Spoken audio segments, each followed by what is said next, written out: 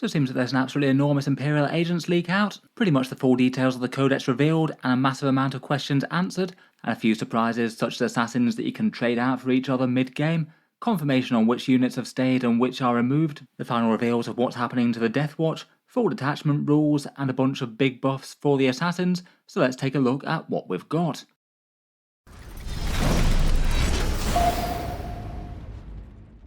Hello and welcome back to Warspec Tactics, where today we're talking about the Imperial Agents Codex. And it seems that in true Games Workshop fashion, it's leaked to the internet early, a little bit before it's due to go on pre-order. Loads of cool stuff here, some of it interesting, some of it a bit disappointing. I thought we'd go through a whole load of the major strokes and things that I found interesting or surprising. This one's the biggest Warhammer 40k release week for a while. Going up for pre-order tomorrow, we've got Codex Imperial Agents, the Battle Forces Combat Patrols, a bunch of new characters, and the Boarding Actions book. It's all going for pre-order on Saturday the 10th of August, with full release on the 24th. If you are looking to get your hands on the full rules for the book, I do have a bunch of affiliate discount retailer links down in the video description. They'll save a fair bit of money versus pre-ordering direct from Games Workshop, and it's where I tend to pick up new 40k things myself. They save anywhere between 10 and 20% off depending on where you are in the world. Here are the pre-order times for when the stuff goes live: midnight Eastern Time in Wargame Portal and Fenris Workshop over in North America, 10 AM UK time in Element Games in the UK, and midday Australian Eastern Time in Gap Games in Australia. If you're looking to land one of the big Battle Force box sets, it might well be worth trying to get there sooner rather than later. Games Workshop have often been a little bit stingy with the supply of those to discount retailers, keeping the majority of the share for their own web store. As always, a massive thank you to any of you folks supporting the channel via those links. It is much appreciated. On to the good stuff though, and at this point really quite a lot of Imperial Agents datasheets and images have been floating around the internet, posted on various subreddits and Discord servers. It does appear that it's a full leak for the Codex. As best I can tell, I believe the original source for the stream was a stream by Mordian Glory, which I'll link below. I'm genuinely not sure if that's the only source at this point. I have seen a bunch of images out there that don't actually appear to come from that stream as well, so it might be that it's leaking in multiple places once the cat's out the bag. But given that I'm not sure, I'll give the overall credits to Mordian Glory here. It does look like he's got a full scanned-in copy of the Codex. I'll leave a link to his stream if you wanted to check that out. And of course you always get a recommendation from me for a great channel to check out if you collect Astra Militarum, and it's got plenty of content for Bolt Action and Warhammer the Old World these days as well. In any case though, I've just basically been working off all the shared images out there. In this video I'll aim to do a quick highlights overview of some of the biggest features and changes in the Codex, and then go through a full Codex review which hopefully should be out within the next 12 hours or so. I'd say it's a fairly interesting Codex release, not all of it good news, but some stuff pretty interesting. As mentioned, the assassins got a bunch of cool changes, lots of buffs to their datasheets and the ability to sub them out, various buffs to different datasheets, unfortunately some models removed, and a bunch of clarifications as to how things like Deathwatch and the other Ordo militant wings work, plus the new model in the Navigator. Jumping straight in though, and it does seem confirmed that there's no core army rule to this codex, at least if you are fielding the army in and of itself. It looks like the only rule that I've given them is the assigned agent special rule as previewed on Warhammer Community, so basically their core rule is their ability to add to other Imperial forces. I feel like this one's maybe a little bit sad, given that every other army out there gets a core rule all to itself, and it just means that on all the datasheets you don't get any one thing unifying the Imperial agents if you field them standalone. Maybe not the best for a little bit of a flavour loss there, though I guess they can still be balanced out overall due to the fact that they told us that the standalone army will have a lower points cost versus fielding them as allies. We already know the allied rules for them though. As per the different battle sizes, you can have a different number of retinue and character units plus requisition units and dedicated transports. It does mean that you can have a serious amount of Imperial agents in the army now. And even beyond this, there's further allowances, say for example certain units not taking up retinue slots if they're accompanied by their character, so say you can have henchmen warbands in addition to inquisitors, and those henchmen warbands won't take up a retinue slot weirdly enough. One of the most interesting and surprising changes out of the book is the Shadow Assignment special rule that applies to assassins. This one's the return of a rule that we had back in 8th and 9th edition, and it's essentially the sort of sideboard option for Imperial assassins, being able to swap out one of them for another in-game. As per before, assassins can't be your warlords, they're aimed for their own independent covert ops as opposed to leading your force or anything like that, so that's kind of expected. But the interesting and new bit is that basically you can swap an assassin for any other assassin at the declare battle formation step, so basically after you've seen your opponent's army. There's two restrictions with that. Basically the points of the new assassin can't exceed the cost of the old one, so I guess you have more flexibility if you field a more expensive assassin. I guess that would be the Callidus at the moment, unless they've really shifted up the points cost in some way. And they also say that you can't use this to field two of the same epic hero assassins. They are all epic heroes, so you can't use this rule to double up on them. This is genuinely quite a cool sideboard option. I feel like perhaps the biggest deal for it might be if you want to flex into, say, the Culexus assassin against psychic armies, given that that's one that's good against them, but not so great against the rest of the field. I still feel like if you're taking a Callidus assassin for bouncing around the board doing secondaries, you might be unlikely to sub it out, though maybe you might depending on the matchup. Kind of cool to think that you could jump out with an Eversaw assassin if you want some scouting goodness that blends enemy hordes and things, or maybe if the enemy's got loads of great support characters, perhaps a Vindicator assassin could genuinely be useful, at least to make them duck and cover. Kind of works out well for Games Workshop as well. I'm sure this will be one way to sell more assassin models if you want to have the options to flex out to. Another thing I was really curious to see was the unit list. There were some things that were obviously included or obviously gone, though I still had some questions. Perhaps my biggest question was whether or not there would actually be datasheets for the Sisters of Battle squad or the Grey Knights Terminator squad in the book, and it seems that there are. They're basically a sort of near copy-paste of the unit from the Sisters of Battle Codex or the Grey Knights Index, but they do have their own bespoke name. The Sisters of Battle aren't the Battle Sister Squad, and the Grey Knights Terminator Squad aren't the Brotherhood Terminator Squad. One of the biggest differences being that you can only take 5 Terminators in the unit rather than 10, so you can't take a massive Terminator force to just ally into any army. They have that requisitioned units tag, so it'd basically be one of those at a 2,000 point game if you want one. There's also the Imperial Rhino and the Inquisitorial Chimera, dedicated transports that you can use to get your squads into battle. The Chimera mainly looking like it's focused on the Henchmen warband. That one's been renamed to Inquisitorial Agents, and then we have new datasheets for the Navigator and the Ministorum Priest, which weren't Imperial Agents before, and we have unfortunately lost Eisenhorn and Karamazov, though that was very heavily implied by Games Workshop's preview article before. Otherwise, I believe everything else that was in the Imperial Agents Codex is here before. There's still the profile for the generic Inquisitor, even if they don't really have an official model for it on sale anymore, and as expected, I'm afraid there are only the 4 Deathwatch datasheets.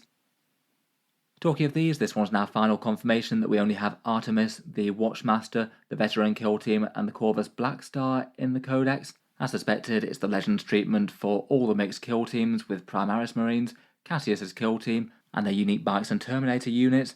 As per Games Workshop's rules, the only way to really use these now is if you have a standalone Space Marine army painted as Deathwatch, and then you ally Deathwatch units into them via the assigned agents rule. Unfortunately, it's just really not that nice in terms of any sort of interaction between the units. There's nothing really to allow Space Marine units to join or buff or be joined by any of the Deathwatch units. They will just be standalone forces fighting side by side, and I guess you'd also pay the ally tax as well. A bunch of the Deathwatch datasheets have had tweaks. The Watchmaster is now basically a captain-style datasheet, giving you a -1 command point stratagem, though it is written with the old wording of getting the free stratagem. He doesn't debuff enemy command points around him anymore, as he did briefly after the balance update. Artemis now actually does something useful. His rules have been changed to granting lethal hits, so he's almost like a bit of a lieutenant for the Deathwatch kill team. The Veteran Kill Team is basically similar to the old Veteran style units. It's Objective Control 2.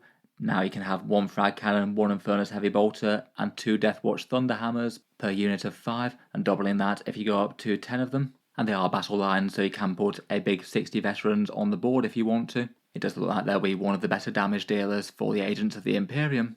The Corvus Blackstar is maybe a bit of a disappointment, as it's not a dedicated transport. It looks like that means you can't ally that into other Imperial lists. Though to be honest, I wasn't really expecting Games Workshop to have any sort of great support for flyers. To be honest, I'm not sure it looks like amazing news for the Deathwatch, though as we haven't seen the points yet, it's perfectly possible they could balance them out by giving them some cheap points. The Veterans team still hit pretty hard, and if you can field quite a lot of them without eating up all the points in your army, so you've got plenty of options for assassins and support and other agents' weirdness, could be interesting enough. It looks like everyone's favourite assassin with big hair has got buffed. The Callidus was already commonly included in army lists for jumping around doing actions, particularly in Pariah Nexus when that's super important. It looks like it's gained 2 rules, the previously mentioned shadow assignment if that's going to be better, but you've also got a rule to allow her to escape from a melee, allowing you to fall back d6 inches at the end of any player's fight phase, which could mean that you could now fall back and still be able to return to reserves. Though the return to reserves has been slightly tweaked, you now need to be outside of 3 inches of enemy units, not just outside of engagement range. It is interesting though that you could fall back from an enemy unit and then be able to go back up into the sky, even if it's not guaranteed if you roll low or the enemy surrounded you or something. Kind of surprising to see her get a buff if anything though. The Ordo Hereticus detachment is a purgation force. These ones are basically the witch hunters of the Imperial Agents, kind of having these Sisters of Battle as their militant wing, but it also seems that they're going to be unusually nice to the Adeptus Arbites. Their detachment rule only applies to Arbites, Inquisitor-led units, which can be a lot of them, Ordo Hereticus, which is the Immolator and the Sisters unit, and the Inquisitorial Agents, so that's the new Henchmen warband. Those things are the only targets for stratagems as well. The core rule for the detachment is ignoring cover for weapons at range, and sustained hits 1 when you target a chaos unit of 5 models or more, which seems a little bit oddly specific. I do find it a little bit weird that neither of those actually wind up buffing flamers at all, which is what I'd expect would go quite well with this detachment, at least in the theme and lore. Ignores cover isn't awful, though I'm a little bit apprehensive that there's not really too many strong shooting units there. Even the Sisters of Battle, while they might get some fancy weapons, aren't exactly powerhouse range combat units, particularly without miracle dice. They do have a few fun support stratagem type things. There's an enhancement that allows you to redeploy 3 Agents units, which is generally a handy one to have in the back pocket. There's one where you get to shoot a unit that's in melee within 12 inches, so maybe a bit of close range flaming with an Immolator or similar. A lethal hit stratagem that can apply against anything, which could be nice for RBTs punching up a bit, and a 5+ feel no pain that you can trigger reactively on objectives. Never awful to have some nice defensive stratagem options. Next up, I was certainly curious to see what the Navigator might do. He's got a fun model and a fair few people had some interest in him. Looks like his printed points cost is 60 points, though it seems that the points cost in the back of the book isn't actually split between allied versions and core agents versions. It sounds like that's only going to come digitally in the Munitorum field manual. As expected, he leads the Voidfarers type units, either Navy Breachers or Void's Men at Arms, and he has the Psyker keyword and Voidfarers. As you guess, he's a pretty cheap little support character. He does get a 4+ invulnerable save and has 3 wounds, a las pistol for a little bit of shooting, and then a Force Orb Cane for a tiny bit of damage D3 melee, though I guess you mainly take him for his 2 special rules. First up, he's got Gaze of the Empyrean, which means that you can't set up reinforcements within 12 inches of him. He seems to have stolen that off the Mystic in the Henchman band, who no longer has that, and kind of interesting that any Imperial army could get that ability if they want to now. It can be good for defending home field objectives, though you'd have to pay quite a bit of it if you wanted a retinue for him. Otherwise, he's got Third Eye. This is a sort of psychic shooting attack. At the start of a shooting phase, selects an enemy within 12 inches. They take a leadership test. If they fail, you take 3 mortal wounds, and you subtract 2 from that test if it's an infantry unit, making it at least semi-reliable to go off. I feel like at 60 points that would be a big ask, unfortunately. I guess we'll wait and see what the final points are on the field manual though. For the Henchmen warband, things have been consolidated a bit. Unfortunately, it is confirmed that the Jokaero and the Demon Host have both gone. Kind of sad, as they were both fun and flavourful little models to add to the unit. Kind of expected though, given that they were fine cast models that have been pulled from the range. It means that unit's a little bit less threatening, and the way that that's been changed is that you now have 6 or 12 models in the unit, 5 regular acolytes and 1 gun servitor. The gun servitor will now hit on a 4+ even on the move, and I feel like if you took that guy with a multi-melter, maybe just run the Jokaero as one of them to represent his digital weapon shooting attack, you wouldn't get his buffs for the unit anymore though. The Henchman warband still seems interesting, though I think they'd have to be cheap. They're only 1 wound now rather than 2, and that does make them quite a lot less tanky. For the Demon Hunters, the Ordo Malleus Games Workshop revealed their special rule previously. They get to reroll hit rolls of 1 and then reroll wound rolls of 1 against any demon units if you happen to be fighting them. This rule only applies to Inquisitor units, Inquisitorial Agents, so the Henchman Warband, and Ordo Malleus units, which are basically just that Grey Knight Terminator squad that you can only take as a squad of 5. I guess it's a helpful enough damage dealing rule, will make them hit just that little bit harder at range and melee, though it isn't spectacular. Probably the most interesting enhancement is called the Gift of the Prescient. This one gives you a rapid ingress for 0 CP once per game with a unit of Grey Knight Terminators, and this can be used to set up the unit anywhere outside of 3 inches of the enemy. Pretty interesting in the way that combines basically 2 really powerful rules all at once. You could have a big Terminator squad just turn up right behind the enemy lines, right next to some objective grabbers or something like that, and safe out of sight of any big guns that might want to shoot them. That seems like auto-include if you're running this detachment. Otherwise, for supporting stratagems, there's a sticky objective stratagem for 1 CP that stops demons deep striking nearby, true silver armor for an armor of contempt equivalent for the Terminators, a very good defensive stratagem when you've got a 2+ save. There's a fallback shoot and charge one for Grey Knight Terminators, again very useful to have for tanky units that are likely to be fighting in the midfield, and you can get lethal hits and psychic attacks for Terminator squad shooting with some Cybolt ammunition. It does look interesting, though I feel like they're not going to have quite as many good support options compared with Codex Grey Knights. You can't be taking Librarians to dish out mortal wounds at range, or Drago to get them into the fight near guarantees, but it will be interesting to see if Grey Knights players manage to make them work in this detachment at all. Inquisitor Coteaz is the new miniature for Codex Imperial Agents. As expected, when Games Workshop release a new model, they often give them improvements. It seems that perhaps the single best one that he's got is his Cyber Eagle being a little bit better. You can now direct his friendly bird boy to basically debuff one enemy unit within 18 inches, meaning that they can never gain the benefit of cover for this turn as declared in the command phase. The range on that is a little bit short, but if you can deploy that on something that's useful, it could be a really big deal. Cover's really easy to come by in 10th edition, and particularly for things with good saves, getting the extra benefit of cover against a bunch of shooting is kind of massive. And interesting that basically any Imperial army can have a way to get ignored cover in a fairly easy way. Otherwise, his stat line isn't crazily changed. He's got a 4+ invulnerable save rather than a 5+ now. His Malefic Wardings were previewed by GW. He gives a 6+ invulnerable save to his unit and a 4+ against demon or psychic attacks. And he can lead either the Grey Knight Terminators or the RBT squads plus the Navy Breachers, the Inquisitorial Agents warband, and also any Imperium battle line infantry, meaning that the Inquisitors can still have some pretty fun combos with various different factions out there if they want. I guess getting something like a big Guard squad, a 6+ invulnerable save isn't nothing.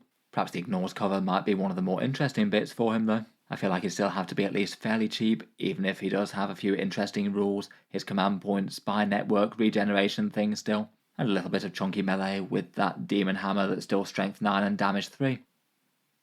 I was hoping that they might buff some other assassins. It looks like the Culexus has got a particularly interesting change. It's broadly similar to before, being the anti-psyker assassin, but got basically 3 enormous boosts, particularly counting that swap out an assassin type rule that they get. Being able to flex into this guy only against psychic armies is actually a genuinely big deal. The biggest change for him though, I think, is that he's now gained a special rule that means he can essentially 3-inch deep strike. Again, that's a rule that not many armies have out there. He wouldn't be able to charge when he's done that, but means that you could absolutely guarantee putting a unit down, say in the enemy backfield, to be able to do certain actions and things, pretty much guaranteed victory points, even if it does mean he'd be right on the front line and causing some issues. What's particularly interesting is that he could potentially combine that with his Soulless Horror rule. That's been changed to make it quite a lot more useful in my opinion. At the start of any command phase, you get to trigger Battle Shock. That goes off in a big aura of 9 inches, -1 to the test as well, and triggering that in the command phase is exactly the time that you want to be triggering it, given that it means that you could directly stop your opponent from scoring points or contesting yours. You also get -2 to the test if the enemy unit is a Psyker as well, and I guess in theory it means that you could have this guy dropping down next to a home objective, perhaps do something like behind enemy lines for the turn, and then maybe even give a nasty chance for the opponents to just not score their primary objective if you deploy him within range to use this. He might well get killed in short order after that, but that's still pretty nasty. For the Ordo Xenos detachment, it does appear that it is indeed basically the Deathwatch Black Spear renames. I was wondering if they might have rejigged this a bit, but broadly speaking, it's very, very similar, but it's going to be a lot less powerful in terms of combos that you can do with it, given that the units that apply to were basically the entire Space Marine Codex, and now it's just literally been dropped down to those 4 Deathwatch datasheets. The mission tactics are basically the same, they only apply to Deathwatch keyword units, so no using it on other inquisitorial stuff unfortunately. This one is going to be a detachment where you're going to need to absolutely spam out those Deathwatch kill teams if you want to make it worth it. The only major change that I noticed was that the precision ability was changed to critical wounds gain precision as opposed to critical hits. so I guess that means that at least those precision hits are actually guaranteed to cause saves where previously they might not have. Otherwise, the special issue ammo stratagems now only apply to Deathwatch infantry units, so they literally just apply to the veterans, but they no longer have the big list of bolt weapon restrictions, so it does mean that they apply to things like the frag cannons now, where previously they didn't. I guess could be interesting enough if you're equipping them for range. As mentioned, you could have 2 frag cannons, 2 Infernus heavy bolters, and then maybe a bunch of small arms, though I feel like you'd want to take some of the Deathwatch Thunderhammers along. They do seem just a little bit too good to pass up. Otherwise, they still have their Armour of Contempt stratagem, flexing out a tactic to something else, and their Teleportarium style stratagem, which can be used on an Inquisitor-led unit as well, so you could have some teleporting agents, though it still seems like it's probably going to be most impactful to use on the Deathwatch teams and get them in range of something nasty. For the enhancements, I'm not sure it's great news either. The Tome of Ectoclades has gone, perhaps expected given that they don't get Oath of Moment anymore, which I suppose is another nerf to them overall, and they've also lost the Thief of Secrets. In their place is a 4+ Feel No Pain type debuff, which I guess could make a Watchmaster a bit tankier, and there's an Anti-Infantry 2+, and Anti-Monster 5+ melee buff. Again, not awful, but I feel like they both have to be cheap, and don't really feel like they're game-changing. In any case, overall looks like there's some fun stuff, but maybe some bad news for the Codex. It's never that great to see a bunch of cool models removed from it. Eisenhorn, the Jokaero, and Karamazov will all be missed, as will all of the Deathwatch kill teams, and maybe a bit apprehensive as to whether or not the Codex has enough damage contained within it to take down enemy really tough lists that are really heavy hitting. Maybe things like Custodians and Knights just seem like they're going to give you problems, seeing as you don't have any enormous guns in the army. Though I do feel like that could probably be addressed with points if Games Workshop really wanted to. If you just had their Grey Knight Terminator equivalents or their Sisters of Battle Immolators with multi-melters being dirt cheap, then that would probably be enough to still make them good, even if it might make them feel a bit weird. The Assassin buffs certainly look interesting. Looks like they're super interesting for allied agents, and I feel like quite a few of the different choices could have some interesting peripheral roles for various different Imperial armies. In any case though, I look forward to hearing what you guys have to say about those. Let me know what you make on the first impressions of the rules. I'll hopefully be trying to follow this up with a more full review of the Codex, talking through each of the datasheets and every single one of the stratagems and attachment rules, hopefully within the next 24 hours or so. As mentioned, if you were looking to pick up any battle forces or the Codex or anything like that, feel free to check out the affiliate links down in the video description. They can save a bit of money versus Games Workshop and do help to support Auspex Tactics a bit. In any case, feel free to subscribe to the channel or just check back later if you'd like to see the full Codex review. Hopefully won't be too far off now, as I do try and keep up with Games Workshop's news, rumours and leaks just about every day. Otherwise, if you'd like to help support the channel and keep all the videos coming, I would just like to mention that Auspex Tactics does have a Patreon page as well, and you can find that linked on the video description down below. Channel patrons do get a fair few advantages, seeing certain videos early, regular votes to see what sort of things happen next on the channel, and automatic entry into the regular prize giveaways with a chance to win some big model kits each month.